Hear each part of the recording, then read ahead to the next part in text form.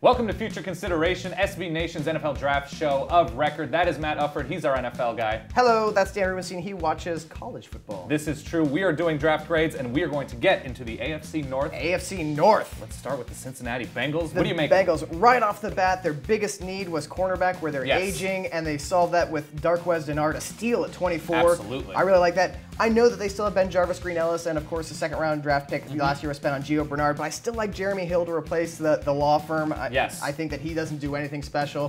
Give those carries to Jeremy Hill. He can do a lot more with them. They got some good depth. I love McCarron, I think in the 5th round. Not bad at all. And I think that that's the right amount where he's not a guy that should threaten to start right away, but he's also someone who has enough talent that if they decide they want to go away from Andy Dalton after this year, they can do that and not feel too bad about it. The big thing to me about Cincinnati is they're deep pretty much everywhere. They've got talent everywhere. They addressed Darqueze Dennard in corner really early. Like you mentioned, a great value.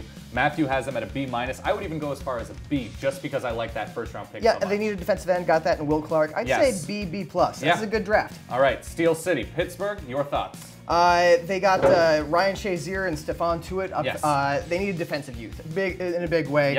Jordan Zumwalt's a good third-day pick. Plays angry. So if there's one knock they have on the Steelers, it's that they really needed offensive lineman and cornerback help. A little bit high. The Wes Johnson I like, but not as high. I would have rather seen them gone cornerback at #1 instead of Ryan Shazier. I think they might have gone after him a little bit early. Fair enough. But that's a solid. Fairburn gave him a B+, and I think that's about right. There's a lot of talent there. I like them at a B+. The Ravens, big shocker. Load up on great defensive talent with great value early. Every year they get someone who's like, oh, this guy's an amazing defensive player who's a perfect fit for us. And they did it again with C.J. Mosley at 15 and Timmy Jernigan from Florida State in the 2nd round. Good defensive tackle. They've had to overhaul their defense these past couple of years since the Super Bowl, and this is a great infusion. Terrence Brooks could start right away. If there's a knock on their draft, they didn't really go after offensive tackle or wide receiver kind of positions of need for him.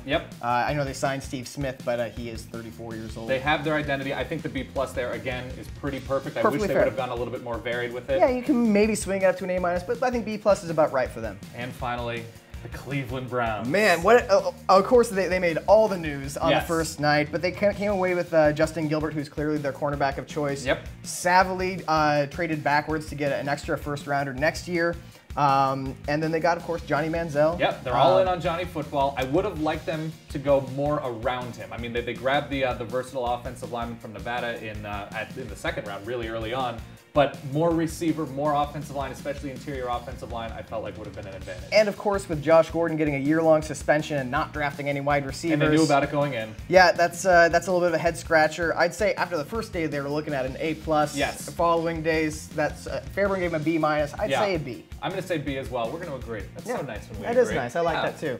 That is your AFC North draft grades from both myself and Dan, and of course Matthew Fairburn of Mocking the Draft from SB Nation. Let us know your thoughts.